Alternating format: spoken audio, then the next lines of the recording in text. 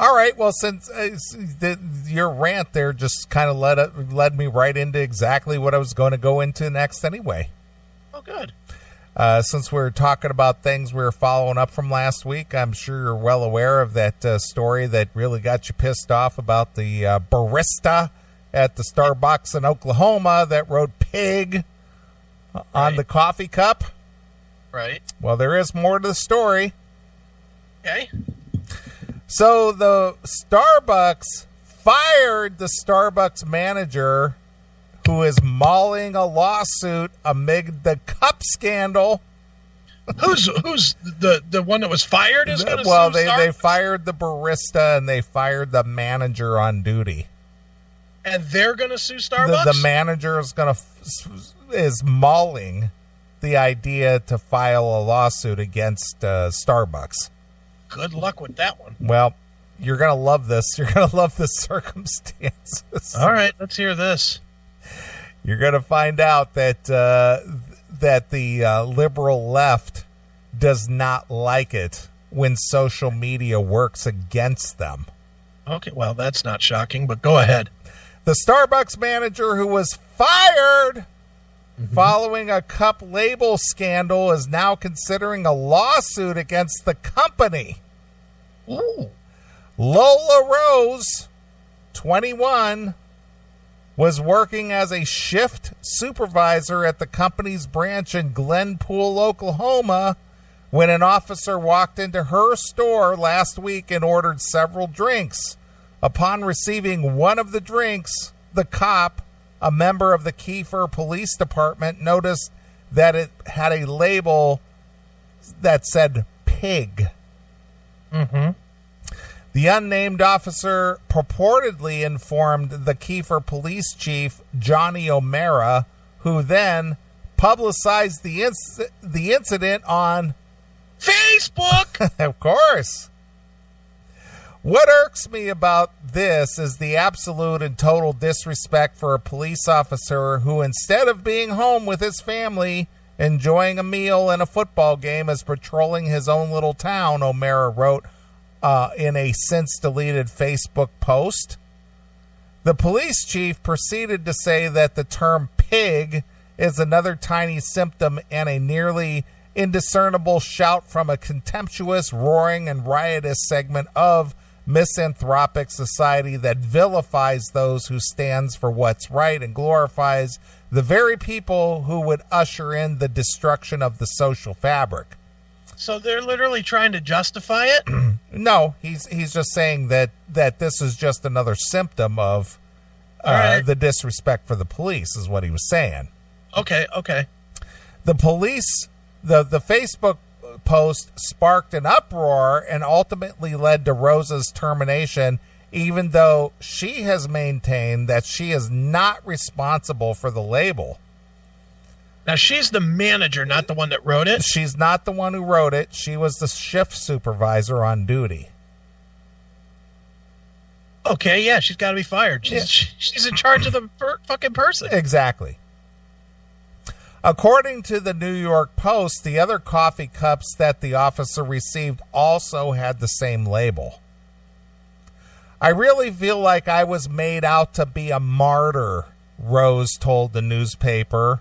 This is a lot of slander on my part and a lot of brushing me under the rug. Rose, who she feels she... How? It happened. You Yeah, were in charge of that employee. On your watch, it happened. Yeah. There's no slander there. That is a fact. Yeah. All right. Well, we're dealing with a 21-year-old, but there's more to the story. Well, right away she's wrong, but go ahead. Well, I know, but you're going to see the slant where the slant is coming from here. All right.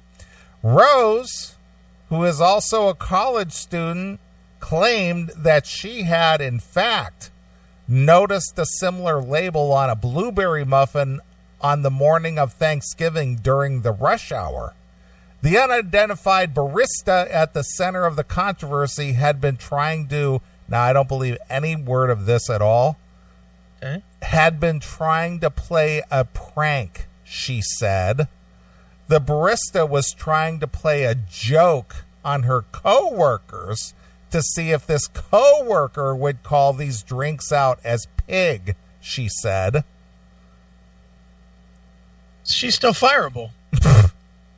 She still didn't manage her fucking staff. I agree. Doesn't matter if it was a prank. It's your job to fucking not have them doing that. Exactly. Rose further added that when she noticed the label on the officer's cup, she scolded the barista and apologized to the cop, who in turn allegedly told her that it was no big deal. The 21-year-old said that O'Mara later called her about the incident. I offered to buy the entire department. Come up in here and eat whatever you want to eat, she said. He felt that wasn't good enough for him. Rose said she also provided O'Mara with the company contacts in the event that he wanted to escalate the issue. See, of course, you know, it was the cop who was at fault here. He wanted to escalate the issue. No, your employee escalated the issue by not writing Jim or whatever his fucking name is on the fucking cup. Exactly. Instead, he went on Facebook to voice his complaint, according to the New York Post. Not to discount the situation, and someone needs to be reprimanded for it, but I feel like we could have handled this like adults. It created a very threatening situation for this store, Rose wrote. Okay. Well, this is a weird one for me because I actually agree with her on this. The cop going to Facebook is a fucking bitch move. All right, I agree. Well, I don't care. I don't care why he did. It's a bitch move anytime anybody goes to social media to vent their gripe. I agree. That is a bitch move. Sorry, officer, but you're a bitch in this case for that. Okay, and I agree. That being said, she's still 1,000% fireable for not maintaining her staff. You know, I'm quite sure Starbucks doesn't, or maybe I'm wrong on this. Correct me if I'm wrong, anybody that happens to work at Starbucks. I'm pretty sure they don't have a certain time of the day or certain amount of pranks that you're allowed to play on coworkers at work. I'm going to guess that that's against company policy. Yes. So I'm going to also assume that supervisor that knew they were playing a prank didn't stop it, and it happened. Yeah. Therefore, supervisor didn't do their job, and I don't know about being fired. That's what they chose to do, probably because it got into the news. But supervisors do some punishment as well for not policing her fucking staff. True. Yeah, everybody should be fired here. All right. Well, there's even more to the story. I'm gonna wait till the end of the story before I say this. Go ahead. All right. Rose told the newspaper that she reported the encounter to her direct managers, but was notified the next day that she was being let go.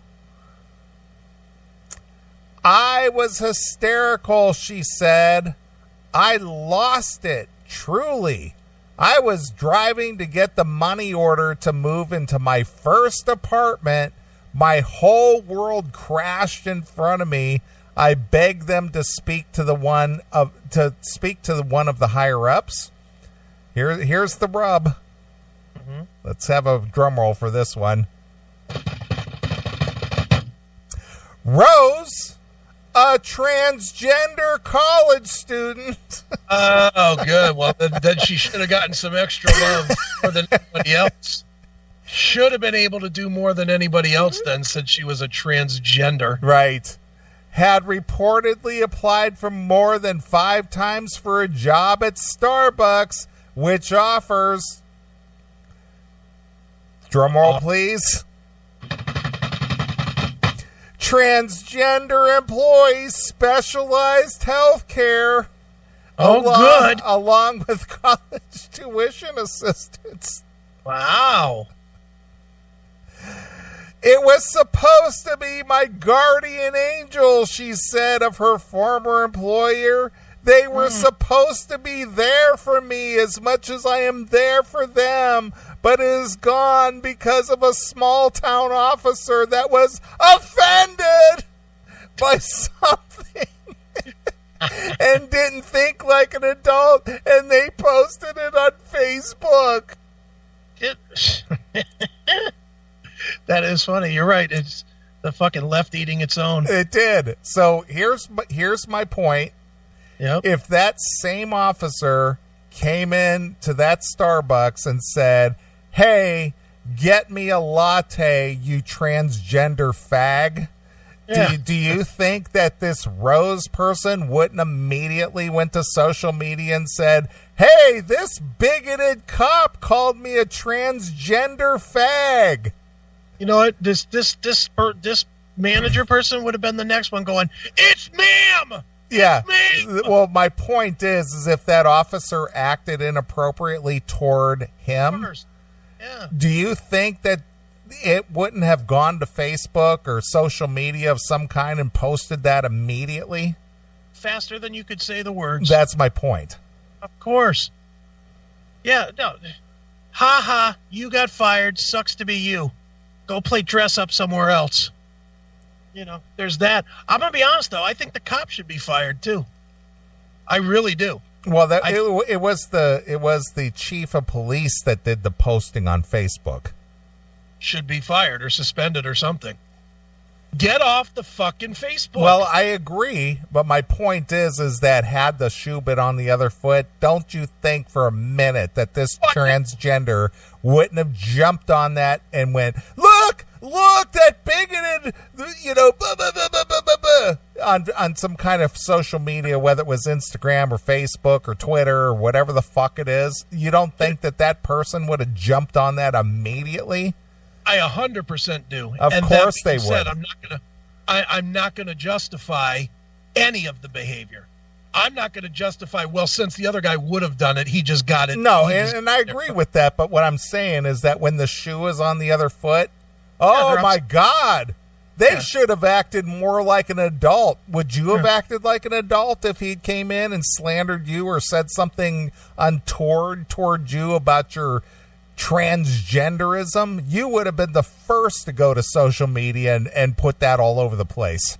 How about you act like an adult and stop thinking everybody owes you acceptance for your fucking choices? How about that? How about you act like a grown-up in that fashion?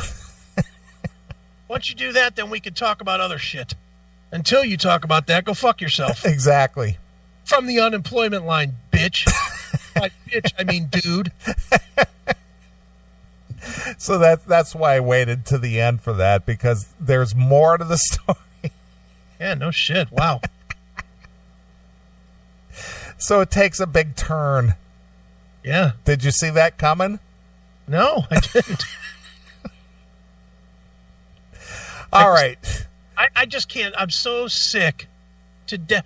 First of all, I can't understand the I understand why people use, Facebook. Yeah. I understand that it does give them some semblance of getting it off their chest. I get all that. Yeah. But in this world, today, in today's world, why do you want to be a part of that? Why would anybody want to potentially fuck their life by putting it in their hands on fucking social media? Why would anybody want to do that? Because they believe they're going to get the support they hope for through social media. But isn't there enough proof right now? Isn't there enough proof out there that social media is just there? Social media is a dildo, and you are the chained-legged asshole with your legs spread wide open. And that dildo is just getting ready to just fucking pummel your asshole. It's just waiting for the right time. And it's almost like you're going to get pummeled by this dildo in your asshole if you say the wrong word, but they don't tell you what the word is. Right. So you sit there talking until suddenly it just fucking rams you in the ass. Exactly. That's really what social media is now. Surprise, you're fucked. Yep. Oh, it's fucking unreal. Wow. I love it though, because now when it works against the lefty libs, oh, I hate it. You should have acted more like an adult. Yeah, I can't believe you went to Facebook when we could have worked it out between us. Yeah. Sucks to be you, don't it? Yeah. Nothing worse than being on the receiving end, is it? No, it's really not. Mm-hmm. All right. Well, here's something that I know that you will definitely have some thoughts on. Okay. It's just so stupid. I picked this story out, and then we got an email from our friend Kevin Ice. Okay. He said, "Hey guys, I know these topics drive you as crazy as they drive me. This one is way beyond the line, almost surreal. The slippery slope we're taking is a dangerous one for certain, and I would like to hear your take on this story. I love the show. It's like hanging around with a bunch of my friends from a time before the world turned sideways." And got fucked sideways. Yeah.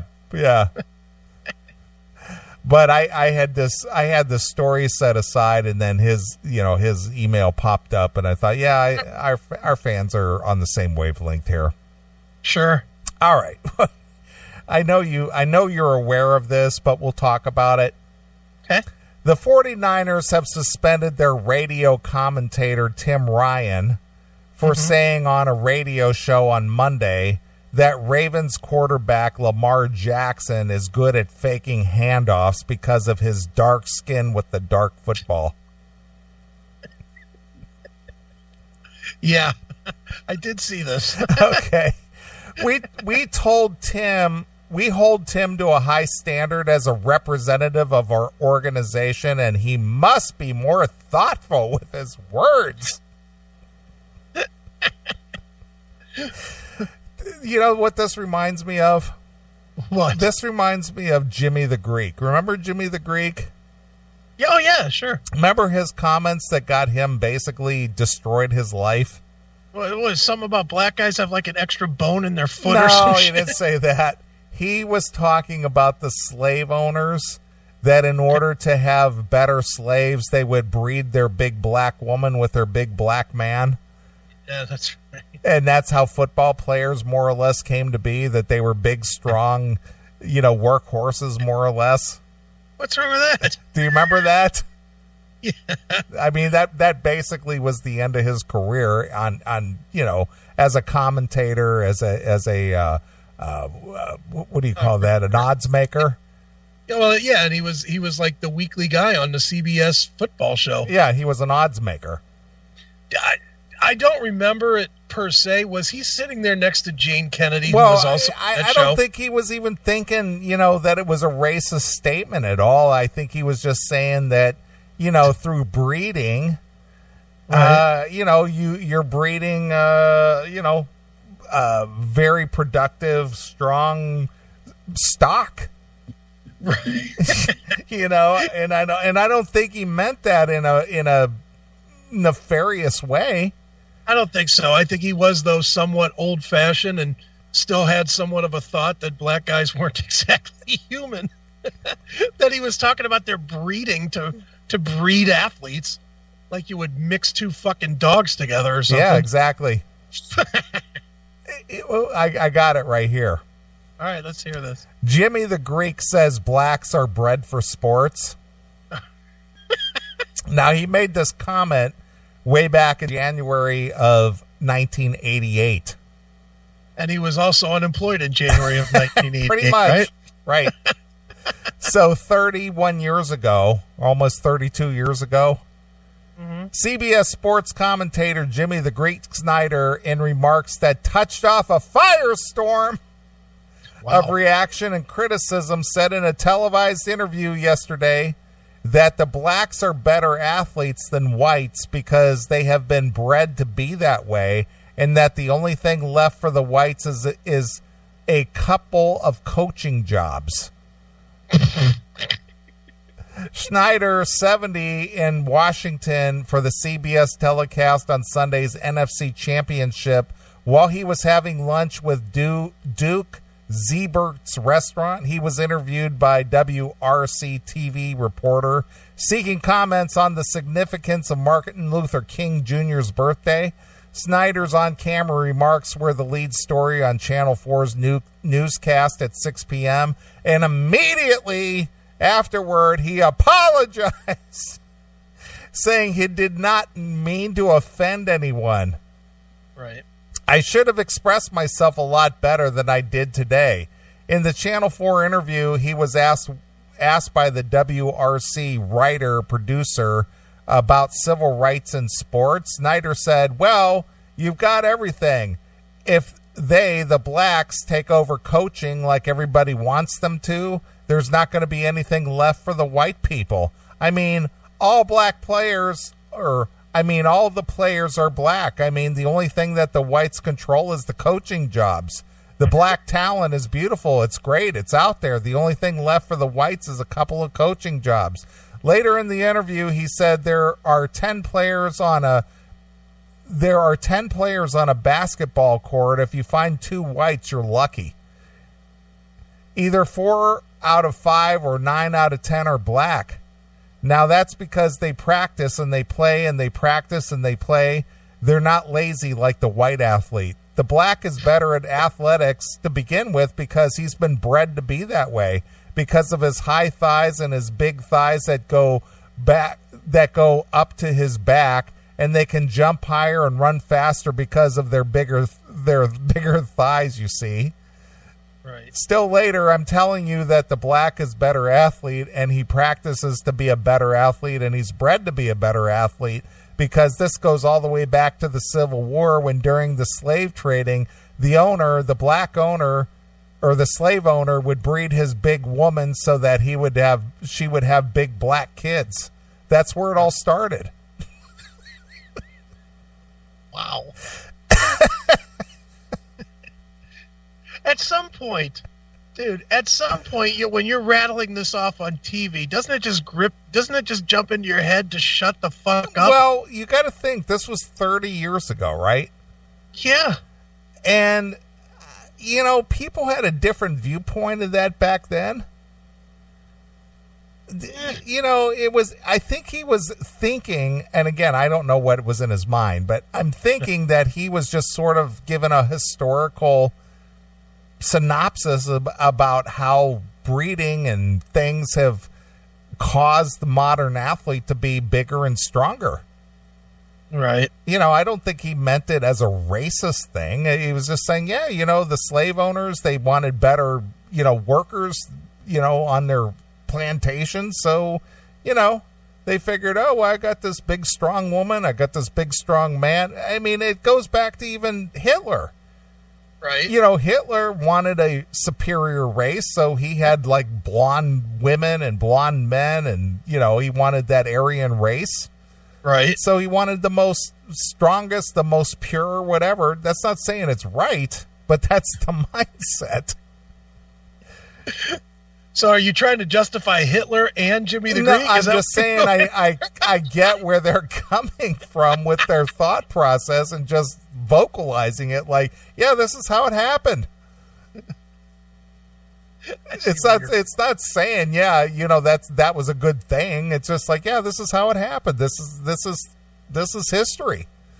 Right. And I believe, and again, I don't know Jimmy the Greek. The guy's dead now, but right. At the time, I can almost sympathize saying, yeah, he was probably thinking he was given a history lesson. Yeah, well, he got the history fired from CBS. He's made the all-time history. Yeah. His firing was historical. Well, this next story falls right in line with that. All right. So this goes back to this broadcaster who made a statement that was, I guess you would call it factual, or this is what I observed. Whether you agree with it or not, this is what I observed. So his powers to be that says, we hold Tim to a high standard as a representative of our organization, and he must be more thoughtful with his words. Tim has expressed remorse in his public statement and has also done to us privately. The 49ers said in a statement to the San Francisco Chronicle, "We know Tim is a man of high integrity and are confident he will grow and learn from this experience." Yeah, you'll learn. Yeah, I'll never say that again. You know where he's going to learn? From home when he's fired. Ryan issued a statement saying, "I regret my choice of words in trying to describe the conditions of the game. Lamar Jackson is an MPV caliber player, and I respect him greatly. I want to sincerely apologize to him and anyone else I offended." What is he apologizing? Are you apologizing? Yeah, you got black skin. You mix in with the football. That's what I saw. I'm sorry, but, Lamar Jackson's skin is the same color as a football. So what? You don't hear white baseball players freaking out because their fucking white hand fucking hides the baseball when they throw it. Would that be racist if I said that? To me, it would not be. I mean, what the fuck? What about white soccer players go running down the field? Does that make this? Are they hiding the ball with their legs as they kick it down the field? Can't see it because they're white, same color as the ball? And that's why it's got black spots on it, so you can, find it quicker. That's why we're getting black hockey players now, so you can hide the puck better? Is that the only reason black players are playing hockey more? Because they're going to get better at it because they can hide the puckies. That's right. You just pass it to the black guy and no one can find it. It just disappeared. It's like camouflage. It's like, where did it go? Oh, it's in the net. How did it get there? Yeah, God damn it. How did those floating teeth hit it into the fucking net? He fooled us again. It's like, good Lord. Just stop with this over-dramatic, everything's racist bullshit. Yeah, I agree. My God, this guy was not being racist. He was just saying, there's more to the statement, and I'll read the statement, and it'll all make sense. All right, well, hold on. Before you even read the statement, let's say that this was Solomon Wilcots that said this instead of this guy. Do we even hear about this story? Never. We wouldn't have heard about it at all. Nope. But since it's a white guy, it's a problem. Yeah, it's a problem. It's fucking ridiculous. Yeah, you're not supposed to be able to, distinguish between, any kind of skin hue. Yeah. Guess what? Animals in the wild fucking are chameleons. There's a fucking animal called a chameleon, for God's sakes. What does it do? It morphs to the color of its surroundings to hide itself. That's just what's going on here.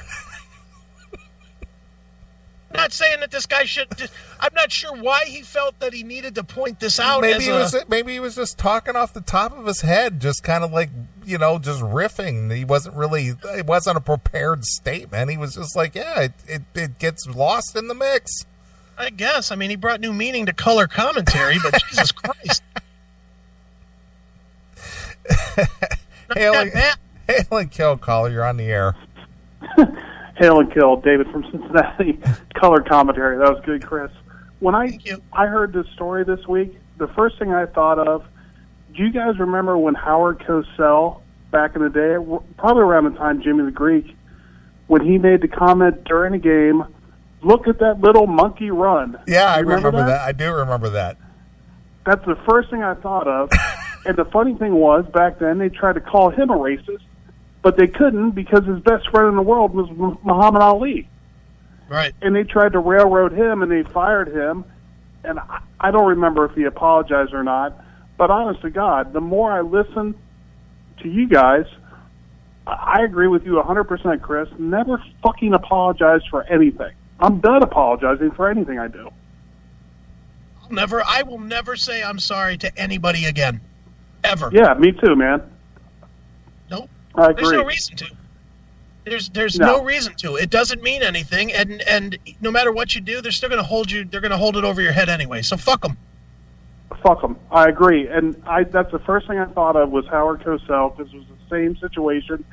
Like you said, Neely, it wasn't a prepared thing. It was in the heat of the moment in commentary. It should happen sometimes on live television. Yeah. Mm-hmm. And good point about Solomon Wilcots. Perfect example of how it never would have happened. About a month ago, LeBron was on some live Twitter bullshit, with a Mexican hat on promoting his Taco Tuesday thing, talking like a Mexican. The first thing I heard was, where's the fucking outrage for LeBron? Talking like that. He's black. There is none. Oh, shit, that's right. I forgot. How do Mexicans talk anyway?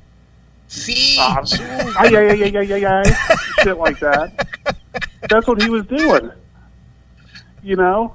Whatever. I mean, it's so fucking stupid. I mean, I didn't think anything of it, but if I was an asshole fucking hipster, I'd think, oh my God, LeBron's racist towards Mexicans. Yeah. You know? Well, if you want Can the I tell truth, you- I think every Mexican restaurant is fucking racist against Mexicans by the liberal definition of what's that called? Cultural misappropriation? Right. Isn't stupid. that what they call that now? Yeah, cultural appropriation. Yeah. Yeah. Can I tell you something that happened to my girlfriend this week? Please do. We're dog people. We've always had little chihuahuas. I'm a dog guy. She loves dogs. She gives them these little, goofy sweaters to wear when she walks them in the cold. Well, she has one. We have a male chihuahua named Taco. That's racist, obviously. But anyway, his sweater on the back said, "Bitches heart me," right? Bitches love me, huh? Yep, on the back of his sweater. She took him in the vet, forgot to take the sweater off, because she doesn't want to cause any problems. The fucking receptionist of the vet told her that shirt was offensive. Listen, Swear to God, dude. And that's when you're like, look, just mark me down as here and shut up. Yeah, you work in a veterinary's office, and female dogs are technically called a bitch. Bitch. Yeah. Yep. I said, so what did you say to her? She goes, I didn't say anything, but she goes, I'm so angry, I don't want to go back to the vet, even though he's the dude that takes care of our dogs. We've been seeing the guy for like 20 years. She's like, I don't want to give these clowns any more of our money. I'm like, yeah, I agree. Fuck them if they can't take a joke. Yeah. I said, you didn't apologize, did you? She goes, no, what do I have to apologize for? It's a fucking dog sweater. Good for her. You should fucking collect the shit and just throw it in the fucking door. Isn't it so sad, dude? What? I mean, I've mentioned to you before, I'm just tired of clowns, Yep, I'm with you, man. It's a bad situation out there today. Just a bunch of fucking assholes out there these days. And on a more depressing note, I just saw online that it's the 15th anniversary of Dimebag today. Boy, that sucks. And 15 years, man. Where did they go? Yeah, dude, and how many for John Lennon, too? John Lennon's today, too. Oh, yeah. Howard Cosell called that on air, too. Sure. Yeah. That little monkey's dead. Oh, wait. Mixed it all up. Oh, God. You guys are the best. Hands up! All right. Well, here's the full statement. All right. He's really good at the fake, Lamar Jackson. But when you consider his dark skin with a dark football and a dark uniform, you cannot see that thing, Ryan said on the air. I mean, you literally could not see it when he was in and out of the mesh point. And if you're a half step slow on him in terms of your vision, forget about it. He's out the gate. Like a horse. And as Jimmy the Greek said, Lamar was bred well. Yeah, he was a plow horse. He sure was. If he was a slave back in the day, he would have been a plow horse. That guy could run fast and plow a full field if he wanted to. You just give him a handful of jelly beans and a watermelon, and he's out the gate. Hey, dude, the way they're treating this, he might as well have said that. Yeah. I mean, honestly, he might as well have said, look at Kunta hiding the ball there. He might as well have said that. Kunta Kinte with the handoff. And we kept saying in our own hearts, run, Toby, run! Run, Toby. Run like you still had both feet, Toby. Run! It's like, good God, get over it. The 49ers said that they reached out to the Ravens to apologize on behalf of the entire team. Oh, thank God for that. The entire team.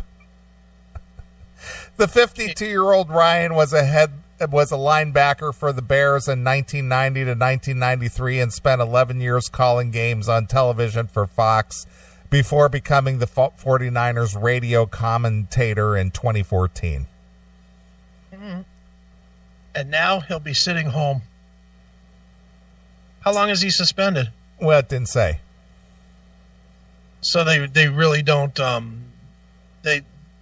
they don't have like a 1 game or 3 games or something? It didn't say. Huh. So he's fired, so fired. Probably.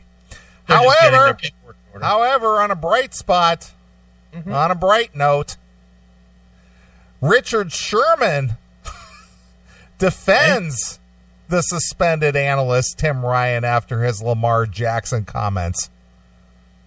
Right. 49ers cornerback Richard Sherman defended radio analyst Tim Ryan following his comments made about the Ravens quarterback Lamar Jackson's dark skin color on Monday. Sherman said he didn't interpret Ryan's comments as being racist at all. I know Tim personally, and I listened to the dialogue and saw it written, and honestly, I wasn't outraged as everybody else, Sherman said. He said, shit, I tried to tackle Lamar. I didn't know if he had the ball or not. Exactly. I understand how it can be taken under a certain context and be offensive to some, but if you're saying this is a brown ball and you're wearing dark colors and he has brown skin, honestly, sometimes we're having trouble seeing it on film. Well, and he would know he's on the field. And I mean, shit, how fast is the game moving? Pretty damn fast. I mean, they make such a big deal about how fast the game is and how, it takes a couple years sometimes for the game to slow down for some of these players. Sure. I mean, in a split second, if you don't see brown on brown and know that there's a difference there. Well, this is brown on brown on brown. Yeah, exactly. Exactly. This whole story is fucking on brown. It's a turd sandwich. It is. He's making a play fake, and sometimes he's swinging his arm real fast, and you're like, does he have the ball? And you look up, and Mark Ingram is running with it, so it was technically a valid point. But you can always phrase things better. Right. And thinking about how the NFL plays. On every fake handoff, then the quarterback pretends he's throwing the ball. Mm-hmm. Because of this exact point. Yeah. Of trying to fool him that the ball's still in his hand. Exactly. So this is not that wrong. One day after the 49ers' 20-17 loss to the Ravens, Ryan attempted to break down Jackson's performance in his weekly segment on KNBR's Murph and Mac. And it basically, reiterates about, his dark skin and the dark uniform and the dark ball all being mixed in there. And Murph and Mac were like, please stop it. Don't. Not on our show, pal. Yeah. The 49ers suspended Ryan for 1 game. There's your answer. All right. And he released a statement saying he regretted his choice of words. Oh.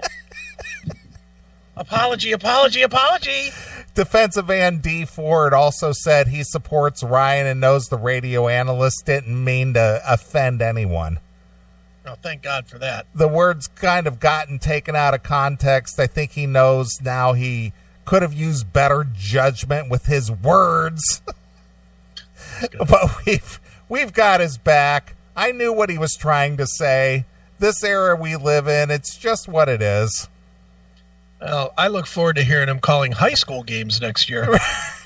The 49ers announced on Thursday that Dennis Brown will replace Ryan during the Sunday broadcast of the San Francisco 49ers matchup against the New Orleans Saints.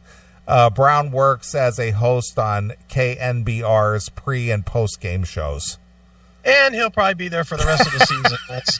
as somewhere next week we'll get follow-up to this that says, after careful consideration, Right. we've decided those words were so harsh that we must move away from that. Oh, We're my. all about diversity. As you know, it is our specialty. And therefore, we've had to cut this guy loose. Sure. I'm sure that's coming. Ugh, They're just waiting to see if they got a guy that can handle it for 3 more games. exactly. That's really what they're doing. Ugh. You know he's fired. Well, they said 1 game, but we'll see. Well, 1 game buys him time. Of course. You know, they can't indefinitely suspend him because then you're putting him on the same fucking pallet as Myles Garrett trying to club somebody to death. Can't quite do that. So you Right. can say 1 game and then you can come back and say, you know, after careful consideration, we don't feel that this guy meets the standards that we as the 49ers organization set for ourselves and our team. Therefore, we've made the conclusion that we must fire him. And we'd like to thank Tim for his years of service, but unfortunately, we live in a time when our society is blah, blah, blah, blah, blah, blah, blah, blah, blah. Yeah. Jerk off, jerk off, jerk off. Fired, so fired. He really is. Oh, such shock and outrage. Oh, horrible. How dare you vocalize what you visualized? It's just terrible. This world, man, I swear to God. It's a fucking fuck bag. It is. It's terrible. All right, well, I think that's going to wrap up the show. All right, sounds good. I just couldn't wait to bring that story to the table. Because of his brown skin and the brown uniform and the brown football, boy, he could hide that ball pretty easy. Good You're for him. fired! Fired, beat it. Yeah! Don't put any brown lotion on there. You're really going to be in trouble. All right, we're going to wrap up the show, get out of here. I'll let you pick the closing song.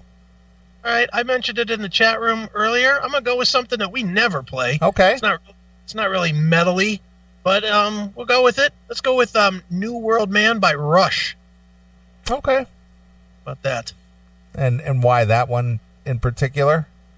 Oh, we were talking in the chat room about what was good and what was bad from Rush, and my thought is that's about the last good stuff that they did. After that, they started doing all that Grace Under Pressure and garbage like that. That was just not very good, but I thought that was a good song. Okay. All right, well, we'll do that.